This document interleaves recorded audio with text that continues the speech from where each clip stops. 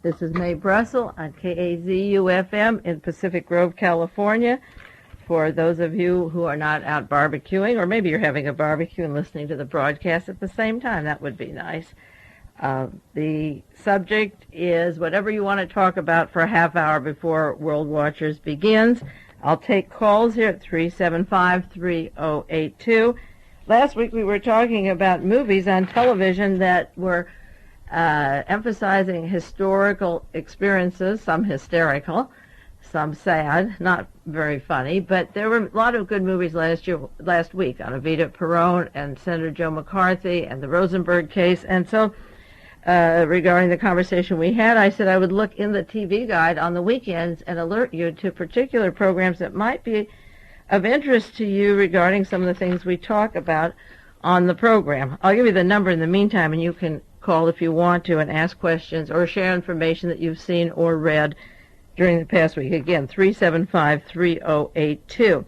Now, this week, home box office tomorrow, I don't know if you have home box office or not, in case you have at 6 p.m. and 11 p.m., they're doing again that movie, When the Music Is Over. It's a very good movie about Janis Joplin, Otis Redding, John Lennon, Elvis Presley, Jim Croce, and the rock musicians that died the period of the late 60s, early 70s, and John Lennon and Presley were the two latest deaths. They're untimely deaths. They're successful efforts. They're contributions in the music field, and even you get a hint of the politics in some of these scenes that was behind them. And, of course, I believe that these people were continuously offed. That's Tuesday, the home box office, at 6 p.m., 11 p.m., When the Music Is Over. Tuesday night at 9, Channel 9, if you don't have home box office, is Joan Baez in Latin America. She went down there to give concerts to fight oppression. She was in Argentina, Chile, and Brazil, and they didn't allow her to sing in many of those places. So she gave songs and concerts on the streets and outside the larger areas where people could hear her if they were allowed or had microphones. That's Joan Baez in Latin America. And then at 10 o'clock, Channel 9 has a program on California water, and of course water pollution is something that affects all of us. I just read an article, in fact I brought it in with me, 10 million pounds of toxic pollution are dumped in California alone. Can you imagine 1 million pounds of dangerous chemicals that could cause cancer? 10 million are dumped each year in California, so maybe there's 30 million tons of toxic chemicals in the water right now in California. This is a program on California water, 10 o'clock on Tuesday. Another subject that home box office has done, and I didn't see it, and I'll try to catch it on Wednesday at 11:30 in the morning, and also at 6 p.m., is on the vanished children. If any of you have heard my discussion of Alternative 3, the plan to kidnap children, adults, take them away for experimentation, for space stations and so forth, the problem or prostitution or simply sexual gratification, child pornography. The figure, shockingly, used to be 500,000 children missing a year. Last year it came to about 1 million to 2 million children missing, and out of those over 1,000 were found dead, and the others no trace of those children. Many people are not touched by this until it happens to them or their family or their nieces or children or grandchildren or neighbors. And the time to be concerned is when it first starts. Like everything else, when it gets out of hand, by then it's too late to do anything. And this is a movie on vanished children this week. Then Thursday at 10 p.m. on Channel 9 is Pure Blood, the Nazi master race, how the Nazi scientists have screened out people by size and color and shape, and I believe this is a rerun, but you can't see it too many times, and if you don't remember it, then you didn't see it well the first time.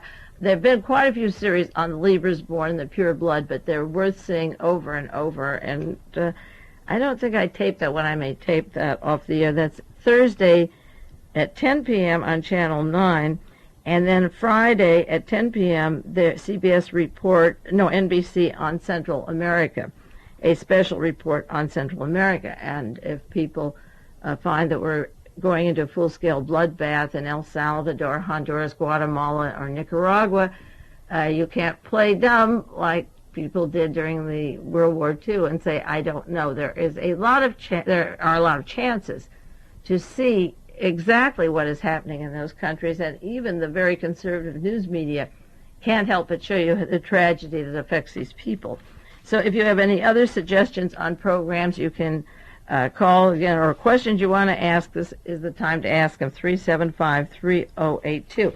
But that is the media for this week, and that's enough if you do all your homework and reading that I tell you to read, and all the books that are out, the good books on various scandals, exposés, and newspaper articles.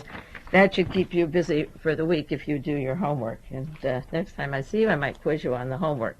No, but it's really good to keep up on these subjects and become knowledgeable about them. They're right there, and seeing them is easier to understand even than reading books when you actually see it. There's an article in the Washington Post by R. Emmett Terrell, Jr. Maybe you've read some of his things, Tyrrell. He's a columnist that I sometimes enjoy reading. Most of them are just repetitious day after day. It doesn't matter the subject. The tone is the same, and they're pretty boring. He has an article, it was June 27th, Why is the Era So Bland? I'll take this call now, and then I'll go back to his analysis of what he thinks is happening to this era right now. Hello? Hello, Mae. How are you? Okay. Where are you calling from? I'm calling from the Santa Cruz Mountains up above Scotts Valley. Santa Cruz Mountains up above Scott Valley. Okay. Yeah.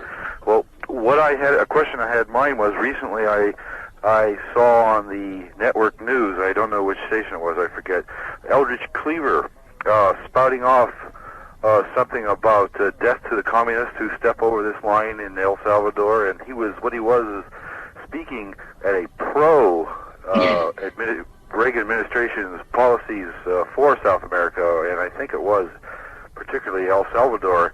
And I wonder if you could tell us what he's been up to lately, Eldridge Cleaver, doing this. And I'll just take the answer. Hang up and take the answer on the air. Okay, fine. Bye-bye. Okay. Somebody else told me about Eldridge Cleaver, and they wanted to know, what is Cleaver up to these days? Well, Eldridge Cleaver was one of the founders of the Black Panther Party. He was very radical. The FBI, J. Edgar Hoover, the CIA, the Defense Department had to get rid of Huey Newton and Eldridge Cleaver by all means. In fact, there was a contract once to bring him home dead in a box from Algeria, where he had gone from a California prison. And Larry Shears, the man who had the contract, worked for the Treasury Department and was supposed to kill Cesar Chavez and Eldridge Cleaver. That was part of the plans. That's when G. Gordon Liddy and Richard Nixon were office. Liddy worked for the Treasury Department, alcohol, tobacco, and firearms. He had radical ideas like arming the blacks against police harassment up in the Bay Area, and school lunches for the poor and so forth. Eldridge was taken, I'm sure he just didn't take wings and fly to Algeria or over to Afghanistan with that awful Timothy Leary, but they were given heavy doses of drugs in the prisons. Timothy Leary thinks it's funny. He's out there on the circuit making a lot of money. Eldridge Cleaver came home a totally different person. He had a 180-degree personality change. He loves America. The communists are bad.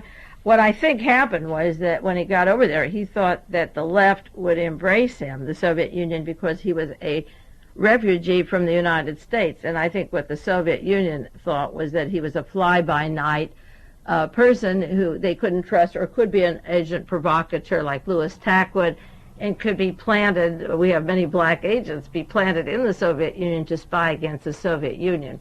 He's a long far cry from the book Soul on Ice that he wrote, which was a valuable book on the problems of the 60s. But whatever happened to him after he left California in the Soledad prisons, he's never spoken up about Rochelle McGee or Hugo Pinell, who are still there, or the very fine people that have been murdered in the California prisons at that time and around that period or since then. He certainly became part of the system. He's a boss in the Mormon Church. He's a very far right-winger, and he serves the anti-communist cause. He's the black man serving the anti-communist cause. I can't criticize him because I don't know what they fed him. I feel sorry for him. That's all you can say. There's still problems in this country of racism, or killing Martin Luther King or Malcolm X or Medgar Evers, or problems of justice in this country. But whatever they did to him, whether it was his own choice or not, he certainly isn't the Eldridge that he was before. We'll take another call now. Hello? Hello, Mae, calling from Santa Cruz. Yes. I wanted to ask you about what you thought of the Johnny Get Your Gun film. Oh, But before that, I wanted to ask you about Jack Anderson. uh-huh. I saw him on a PBS late night, Mm-hmm. and I was quite surprised because I thought Jack Anderson was a liberal or left of center anyway. Mm-hmm. And he was asked about the Kennedy assassination, Mm-hmm. and he said that basically that there was really no conspiracy and there was no cover-up because there were just a wonderful bunch of guys that he knew personally, Mm-hmm. and their integrity was beyond question. Mm-hmm. And then I was kind of curious about that statement. Then I heard that he had leaked the story this last week about the Rastafarians, Mm-hmm. who are supposed to be hitmen out to get rid of the people in the upper echelons of the police bureau. Mm-hmm.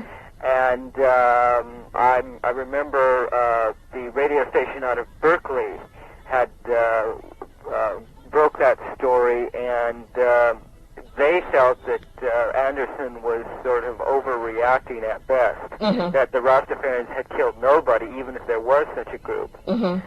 And so I was wondering what's going on with Jack Anderson. Nothing is going on. That's Jack Anderson. Jack Anderson has... Is he? I was wondering who's paying his check.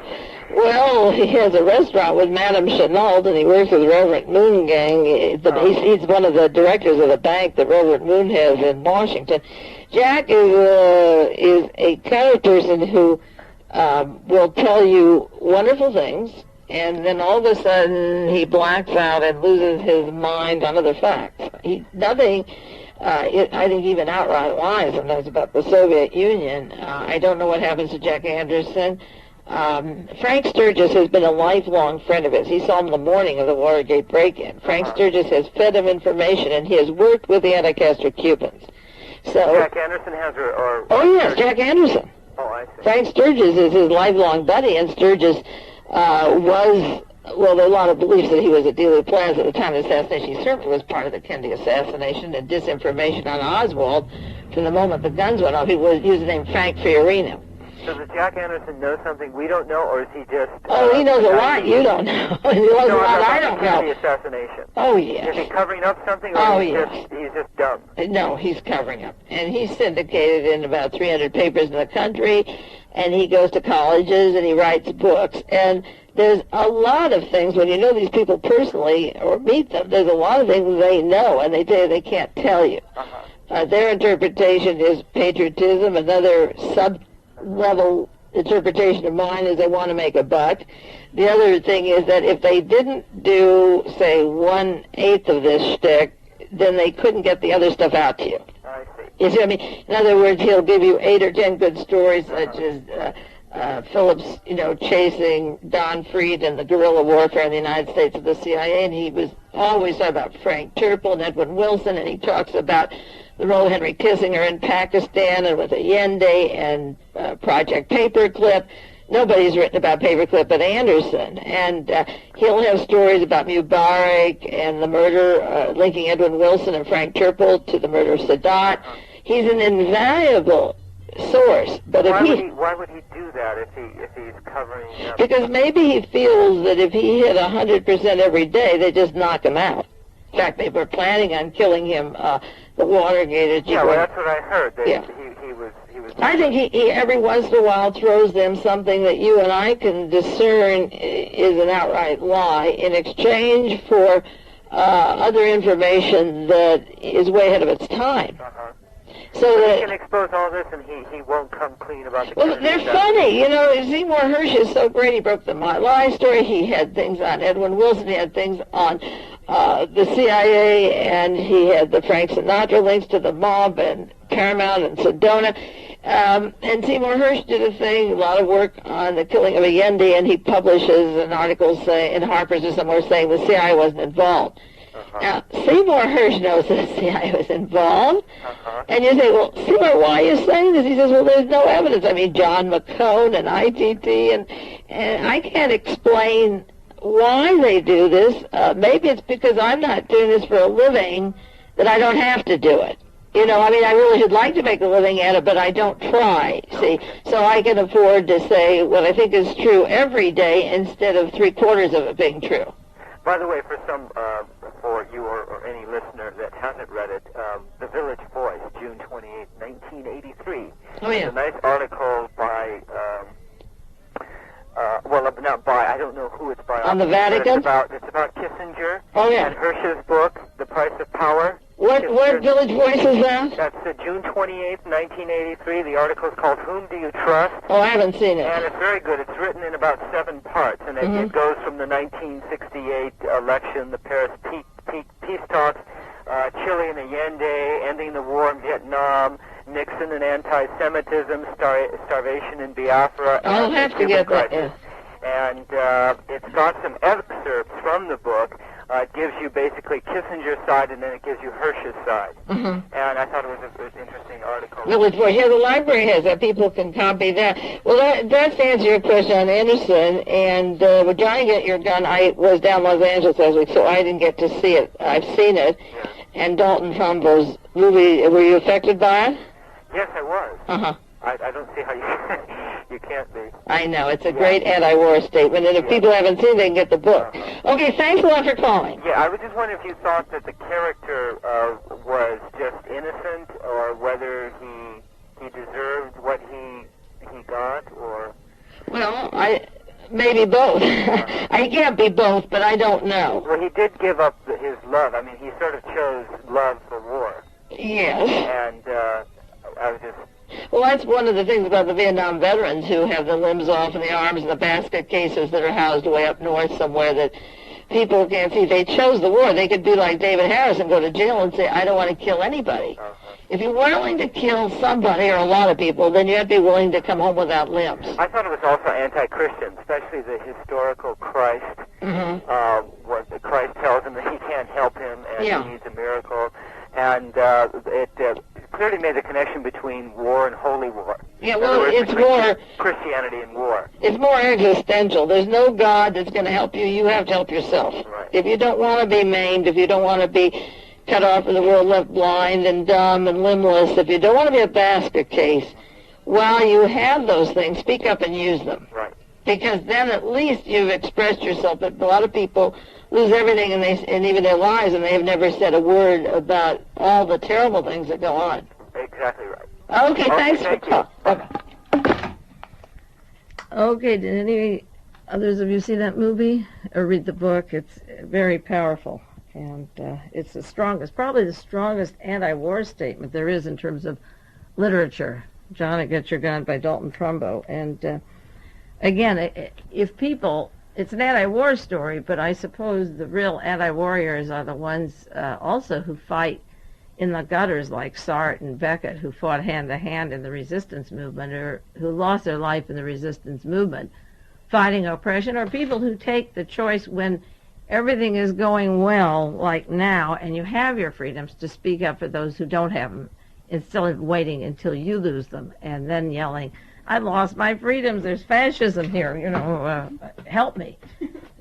It's too late then, and it's silly. It's now or never, and you do have a chance.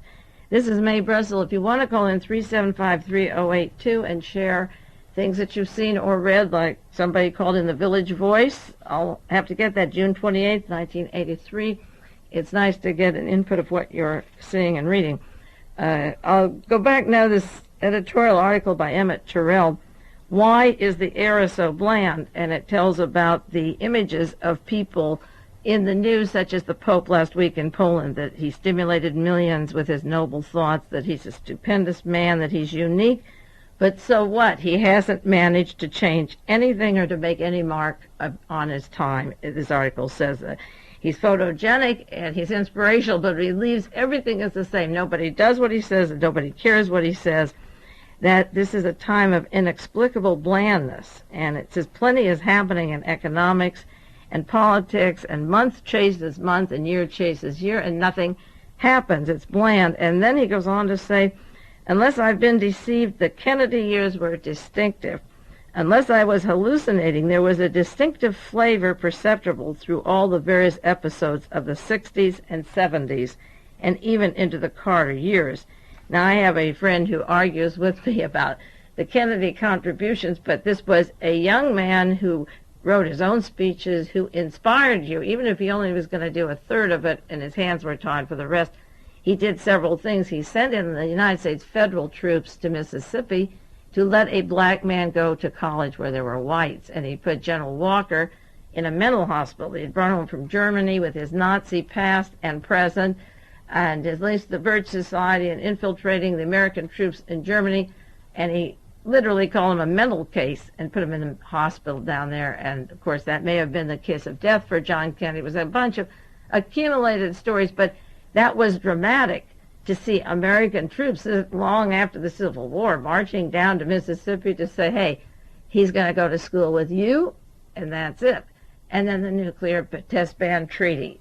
We would all have the polluted air that we don't have because of the nuclear test ban treaty. He may have been sympathetic to Nazis. His father and family worked along with the mob syndicate. That's dangerous. There were a lot of faults with the Kennedys and the Bouviers and his wife, but they gave the illusion, and they even gave a way of fixing up the White House. It was a dump house, and they got out furniture and wallpaper, and they made it a place where foreign dignitaries or domestic people were proud of it. They brought up American furniture and said, this is America, and we're going to paint these rooms, we're going to fix the walls, we're not going to live in a dump that's coming to part. We have standards for ourselves, we have standards for you. And the nuclear test ban, he was dramatic. He wanted to tax the oil companies. They write off for their tax oil depletion so much money that the oil companies are always in the Fortune 500, up there among the top 10, I believe. All the oil, they get all the tax benefits, the write-offs, they raise our prices. He wanted that. And that was dramatic. And meeting Khrushchev eyeball to eyeball with the nuclear missile crisis, it was dramatic to be told by Richard Nixon and the military that you have to invade Cuba. And the night that the troops are landing there, American troops disguised as something else coming from Central America, flying in from Nicaragua, training over there with Somoza, landing there and pretending we don't know who they are. And he calls off the support and says, come home, I'm not going to kill Castro, I changed my mind. Let's give socialism or communism a chance. That's dramatic, because then the anti-Castro Cubans all gang together with Allen Dulles and the CIA and killed him. But that's pretty dramatic. And Terrell is saying in his article the Kennedy years were distinctive. And then he said, why is the present so insipid? Is it because we are without remarkable people? And he mentions Jimmy Carter and Ronald Reagan, the six-shooter from California.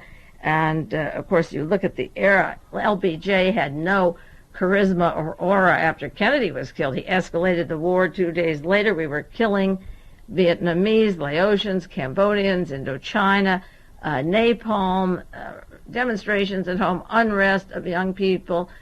Robert Kennedy murdered, and a candidate, Richard Nixon, takes his great presidency after his opponent is killed in the Ambassador Hotel.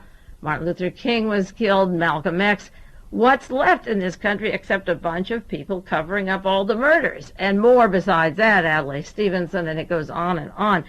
And when you commit crimes, you have to spend so much time covering your bases, you don't have time to develop a platform or an idea. Any decent person who would come into the White House, who would have the aura to carry this thing, has already been killed or will be killed tomorrow. We don't even know his name. He may be a college student who's going to have a car crash. He may be somebody who wants the whole truth told. He won't be around. There's a book called Gambling with History, an analysis, and Lawrence Barrett's new book on Ronald Reagan, and there's an analysis of Ronald Reagan, and it has a lot of insults and puts him down. And this person is writing, what's it all about? What happened to America? What about after the sexual revolution, the Vietnam War, Watergate, dope, Jimmy Carter? Nobody seems to know. Well, the one thing, he says, the pundits don't know.